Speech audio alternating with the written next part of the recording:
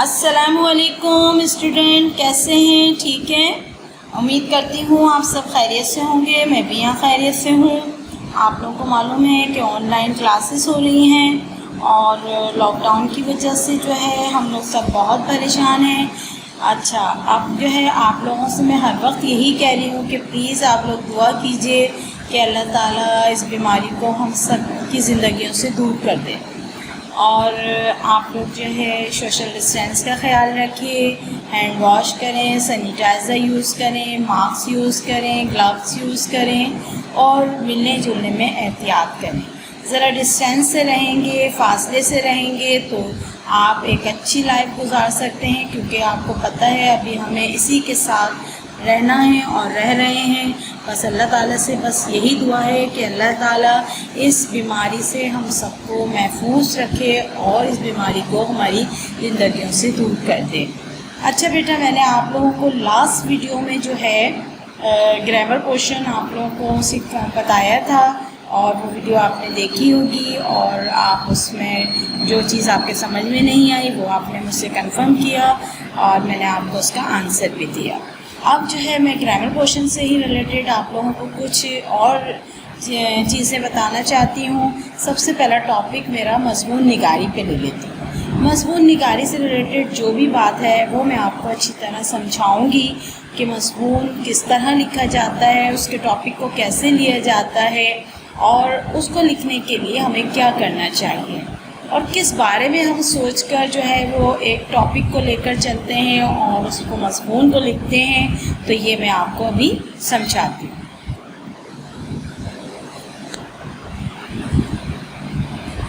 اچھا بیٹا، یہ دیکھیے کہ میں اب آپ کو جو بتا رہی ہوں ایسے رائٹنگ یعنی مضمون نگاری کیسے کی جاتی ہے اور اس سے متعلق ہمیں کیا لکھنا چاہیے اور وہ ہم کس طرح سے لکھیں گے۔ تو جس چیز کے متعلق ہمیں مضمون لکھنا ہو، خواہ وہ کوئی جگہ ہو، آدمی ہو یا حیوان ہو، دریا ہو، پہاڑ ہو، چمن ہو یا سیر و تفریح یا کھیل تماشے کی جگہ ہو، اس کے متعلق تو ہم جانتے ہوں کہ ہم وہاں اس جگہ گئے ہوں تاکہ ہمیں معلوم ہوں، اور تاکہ ہم اسی جگہ پر جو چیزیں ہمیں لکھنی ہیں وہ ہم تحریر کر سکیں۔ مزید معلومات کے لیے کسی کتاب اور اپنے ساتھیوں یا ٹیچر سے مدد لینی چاہیے۔ یہ ضرور خیال رکھیں کہ مضمون مختلف پیراگرافوں میں ہو، صاف اور سلیس زبان میں ہو اور عام فہم ہو۔ ذیل میں ہم ابتدا میں چھوٹے درجوں کے لیے معمولی اور چھوٹے مضامین اور ان کے متعلق ہدایات تحریر کرتے ہیں، پھر بڑی جماعتوں کے لیے مضامین، اشارے اور ہدایات تحریر کرتے ہیں۔ اچھا، جیسے چھوٹی کلاس کا اگر ہمیں مضمون لکھنا ہے تو ہم اسی حساب سے اسی لینگویج کو یوز کریں گے، اسی زبان کو یوز کریں گے اور ہم وہ چھوٹی کلاس میں مضمون نگاری کر سکتے ہیں۔ بڑی اگر ہمیں جو ہے سیکنڈری کلاسز کے لحاظ سے اگر ہمیں مضمون لکھنا ہے تو پھر ہم اسی لحاظ سے جو ہے اس کی لینگویج کو دیکھتے ہوئے، اس کی کوالٹی کو دیکھتے ہوئے جو ہے ہم مضمون لکھیں گے۔ اب جب تک ہم اس جگہ پر نہ گئے ہوں جس جگہ یا ٹاپک کو ہم لے کر چل رہے ہیں اور ہم مضمون لکھ رہے ہیں، اگر ہم نے وہ جگہ نہیں دیکھی ہوگی تو ہم جو ہے اس کو نہیں لکھ سکتے۔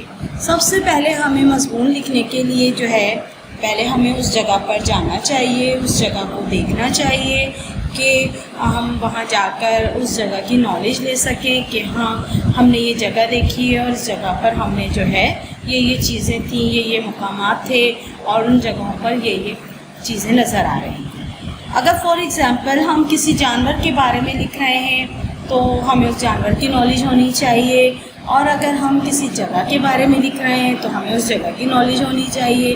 اگر ہم کسی سیر و تفریح کی جگہ پر کے بارے میں ہم مضمون لکھتے ہیں تو ہمیں اس سیر و تفریح کی جگہ کی نالج ہونی چاہیے کہ وہ سیر و تفریح کی جگہ پر ہم نے کیا کیا دیکھا۔ اگر ہم کرکٹ کے میدان کے بارے میں کچھ لکھنا چاہتے ہیں تو پہلے ہمیں کرکٹ کے میدان میں جانا چاہیے، وہاں پر وہ جو گیم ہو رہے ہوتے ہیں وہ ہمیں دیکھنا چاہیے، ان چیزوں کو دیکھنا چاہیے جو وہاں پر ہوتی ہیں، تاکہ ہم جو ہے ہر چیز کو ایک اچھے انداز میں ایک پیراگراف بنا کر اس ٹاپک کو ہم لکھ سکیں۔ ٹھیک ہے بیٹا، اب یہ تو میں نے آپ کو جو ہے مضمون کے بارے میں بتایا، مضمون سے ریلیٹڈ آپ کو سارے پوائنٹ بتائے ہیں کہ آپ کو مضمون لکھنے کے لیے کن کن باتوں کا خیال رکھنا پڑتا ہے۔ ابھی میں آپ کو ایک مضمون جو ہے وہ ایک کوئی بھی ٹاپکس فار ایگزامپل لے لیتی ہوں اور اس کو آپ کو لکھنا بتاتی ہوں کہ کس طرح سے اس ٹاپک کو آپ لیں گے اور اس کو لکھیں گے، کیسے شروع کریں گے اور کیسے اس کو ختم کریں گے، اینڈ کیسے ہوگا، یہ میں بھی آپ کو بتاتی ہوں۔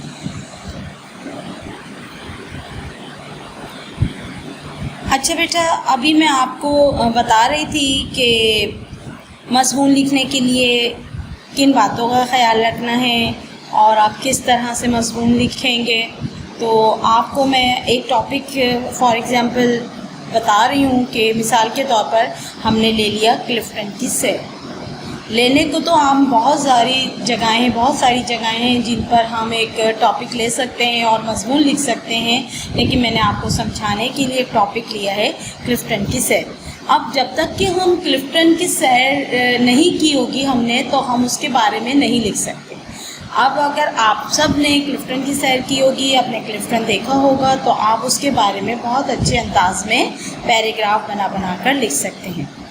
اب جو ہے میں آپ کو یہ بتا رہی ہوں کہ ایک ہم نے کلفٹن کی سیر کی ٹاپک لیا مضمون، تو وہ اس کو کیسے لکھا جائے گا۔ اب یہ دیکھیے 14 اگست کو لکھنے کا طریقہ دیکھیے گا۔ 14 اگست کو جشن آزادی پاکستان میں منایا جا رہا تھا۔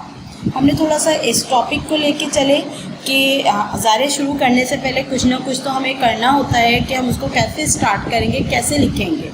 تو اب اس میں جو ہے آپ لکھ رہے ہیں 14 اگست کو جشن آزادی پاکستان میں منایا جا رہا تھا۔ یہ عام تعطیل کا دن تھا، یعنی چھٹی کا دن تھا، اور یہ پاکستان میں منایا جا رہا تھا۔ تو والد صاحب نے فرمایا چلو آج آزادی کی خوشی میں کلفٹن کی سیر ہی ہو جائے۔ والد صاحب کی زبان سے یہ فکریں سن کر مارے خوشی کے ہم اچھل پڑے، یعنی جیسے ہی والد صاحب نے کہا کہ آج ہم لوگ جو ہے کلفٹن کی سیر پہ چلتے ہیں، جشن آزادی کا دن ہے اور یہ بڑے جوش و خروش سے منایا جا رہا ہے، تو عام تعطیل بھی ہے، چھٹی کا دن بھی ہے، تو ہم لوگ ایسا کرتے ہیں کہ آج پروگرام بناتے ہیں اور کلفٹن کی سیر پہ چلتے ہیں۔ تو والد صاحب کی زبان سے یہ فکریں سن کر مارے خوشی کے ہم اچھل پڑے۔ بس میں کیا تھا، سیر کی تیاریاں ہونے لگی، بس فوراً ہی سیر کی تیاریاں ہونے لگی۔ حنان کی دکان سے کچھ یعنی جو اب کیا کیا، والد صاحب نے کہا کہ پہلے جا کر کچھ چیزیں خرید کر لے کر آئے۔ تو اب اس میں جو نام میں آپ کو بتا رہی ہوں، ضروری نہیں ہے آپ وہ نام لیں، آپ اپنے بھائی کا نام، اپنی بہن کا، اپنی امی کا، جو بھی جس سے بھی آپ یہ چیزیں منگوانا چاہتے ہیں ان کا نام لیں۔ کہ ہم نے فوراً جو ہے ان کو بھیجا، اور وہ جو ہے انگور، سیب، ناشپاتی، موسمی جتنی بھی فروٹ تھے وہ سب خرید کر لے کر آ گئے۔ پھر تھرموس میں جو ہے برف بھر لی، کولڈ ڈرنک وغیرہ لے لی، کیونکہ گرمی بھی بہت تھی، تو گرمی کا بھی خیال رکھتے ہوئے برف کا انتظام کیا، کولڈ ڈرنک کا انتظام کیا۔ اور دوپہر میں 2 بجے جو ہے ابا جان کے ہمراہ اور امی جان کے ہمراہ ہم سب بہن بھائی ٹیکسی کر کے اس میں روانہ ہو گئے۔ اب ضروری تو نہیں ہے کہ ہر بندے کے پاس گاڑی ہو، تو کنوینس ہو تو وہ اس گاڑی میں جائے، ٹیکسی بھی کر کے جا سکتا ہے، باہر کی کنوینس سے جا سکتا ہے، اور اپنی گاڑی ہے تو کیا ہی مزہ، اس میں آرام سے ساری چیزیں رکھ کر سب روانہ ہو گئے۔ عام تعطیل کا دن ہونے کی وجہ سے بسوں میں جگہ ملنا بہت دشوار ہوتا ہے، یعنی ظاہر سی بات ہے اگر گھومنے جا رہے ہیں تو بسوں میں تو دھکے نہیں کھا سکتے، تو اس لیے ابو نے یہ فیصلہ کیا کہ جو ہے ہم ٹیکسی کرتے ہیں اور اس میں تمام سامان رکھ کر اور پھر ہم جو ہے سیر کے لیے چلتے ہیں۔ تو اس طرح سے ہم کلفٹن کی سیر کے لیے چل دیے۔ پھر 2:30 بجے ہم کلفٹن پہنچ گئے۔ کلفٹن پر لوگوں کی کافی بھیڑ تھی، ایک میلہ سا لگا ہوا تھا، بسوں، رکشوں، ٹیکسیوں اور کاروں کا تانتا بندھا ہوا تھا، جا بجا قومی جھنڈیاں لہرا رہی تھیں۔ جشن آزادی ہونے کی وجہ سے آج کلفٹن کو خوب سجایا گیا۔ لوگوں کی چہل پہل، بھیڑ بھاڑ اور بڑی رونق تھی۔ ایسا معلوم ہوتا تھا کہ جنگل میں منگل ہے، یعنی اتنا رش ہے، اتنے لوگ ہیں کہ اس کو محاورتاً کہا جاتا ہے جنگل میں منگل ہے۔ آپ کو میں نے محاورہ بھی بتایا تھا کہ محاورہ کیوں استعمال کرتے ہیں، کیسے استعمال کرتے ہیں، تو اسی لیے یہ محاورہ ہے کہ بہت زیادہ رش ہونے کو کہیں گے جنگل میں منگل ہو گیا۔ واقعی کلفٹن کراچی کی بہت ہی بہترین تفریح گاہوں میں سے ایک تفریح گاہ ہے۔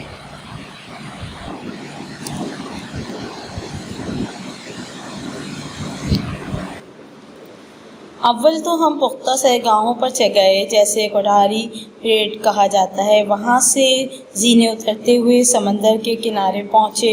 عجیب دل فریب منظر تھا۔ سمندر ٹھاٹے مار رہا تھا، مطلب بہت زیادہ ٹھاٹے مار رہا تھا، بہت اچھا لگ رہا تھا، بہت خوبصورت لگ رہا تھا۔ حد نظر تک پانی ہی پانی نظر آ رہا تھا۔ بڑا پرکیف نظارہ تھا۔ کنارے پر مختلف طرح کی ہوٹلیں لگی ہوئی تھیں۔ ایک پختہ شاندار ہوٹل بھی تھی جہاں لوگ بیٹھ کر چائے پیتے اور سمندر کا لطف اٹھاتے تھے۔ بعض لوگ سمندر میں نہاتے ہیں۔ ابا جان، میں اور بھائی جان کچھ دیر سمندر میں نہاتے رہے۔ نہانے سے فارغ ہو کر پاس کے ہوٹل میں بیٹھ کر میوہ اور دہی بڑے کھائے اور چائے پی۔ کچھ دیر کے بعد پھر ہم پختہ سیرگاہوں سے ہوتے ہوئے ہم باغیچے، مطلب جو پارک وغیرہ بنے ہوئے ہیں، ان میں چلے گئے۔ پختہ سیرگاہوں کی ایک جانب یہ خوشنما اور دل فریب باغیچہ ہے، دوسری جانب سبز گھاس کے تختے ہیں جہاں گرمیوں میں شام کے وقت لوگ بیٹھ کر لطف اٹھاتے ہیں۔ طرح طرح کے جھولے بھی ہیں جن میں بچے جھولتے اور خوش ہوتے ہیں۔ جا بجا پھولوں کی کیاریاں، ہری بھری گھاس کے نیچے بینچیں بچھی ہوئی ہیں جن پر لوگ بیٹھ کر دل بہلاتے ہیں۔ سیر کے ایک سرے پر ایک گنبد نما بلند اور وسیع چبوترا ہے۔ یہاں کھڑے ہو جائیں تو ایک طرف سمندر کا پرکیف نظارہ آنکھوں کو خوش کرتا ہے تو دوسری طرف شہر کراچی ایک ہلالی شکل میں نظر نواز ہوتا ہے۔ خصوصاً رات کو یہاں سے شہر کا نظارہ بڑا ہی پرکیف ہوتا ہے اور جب کہ شہر کے برقی گمگمے ستاروں کی طرح جگمگ جگمگ کر رہے ہوتے نظر آ رہے ہوتے ہیں۔ یہاں ایک درگاہ شریف بھی ہے جہاں بہت سے لوگ زیارت کے لیے جاتے ہیں۔ درگاہ شریف کی پشت پر ایک چشمہ ہے جس کا پانی میٹھا ہے۔ یہاں جمعرات قوالیاں بھی ہوتی ہیں۔ ہم نے بھی زیارت کی، فاتحہ پڑھی اور رات کے 8 بجے بس اپنی گاڑی میں سوار ہو کر گھر واپس آ گئے۔ خوب لطف سیر کی۔